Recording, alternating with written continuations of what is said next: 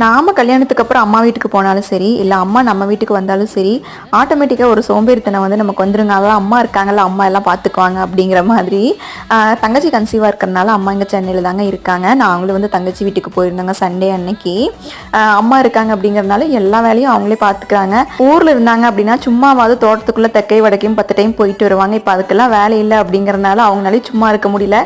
எல்லா வேலையும் வந்து அவங்களே எடுத்து எடுத்து போட்டு வந்து செஞ்சுட்ருக்காங்க. கொஞ்சம் நேரம் நானும் பாப்பாவும் மொட்டை மாடியில் வந்து ரிலாக்ஸ்டாக நொண்டி விளையாடிட்டு இருந்தாங்க. ஹர்ஷித் வந்து சைக்கிள் ஓட்டிகிட்டு இருந்தான். பாப்பாவுக்கு வந்து ரொம்ப ஸ்க்ரீன் டைமிங் வந்து ஜாஸ்தியாக இருக்குது அப்படிங்கிறனால ஏதாவது ஒன்று டிஸ்ட்ராக்ட் பண்ணலாம் அப்படின்னு சொல்லிட்டு தங்கச்சி வந்து இந்த மாதிரி பீட்ஸ் எல்லாம் வாங்கி கொடுத்துருந்தாங்க. அவள் வந்து அவங்க கீழ் வீட்டில் இருக்கிற ஃப்ரெண்டுக்கு வந்து இந்த மாதிரி நேம் போட்டு வந்து அவள் செஞ்சு கொடுத்துருந்தா. அதை பார்த்துட்டு ஹர்ஷித்தும் கேட்டா அப்படிங்கிறனால ஹர்ஷித்துக்கும் அவள் செஞ்சு கொடுத்தாங்க. இந்த ஒயர் கூடையெல்லாம் அம்மா வேலை தாங்க. இங்கே சென்னை வந்ததுலேருந்து வந்து இந்த 15 நாளில் 3 கூட பின்னி வச்சுட்டாங்க. எடுத்துகிட்டு வர வேண்டிய திங்ஸ் எல்லாம் அந்த கூடையிலேயே பேக் பண்ணிவிட்டு நைட் அங்கேயே டின்னரே முடிச்சுட்டு வீட்டுக்கு கிளம்பி வந்தாச்சுங்க.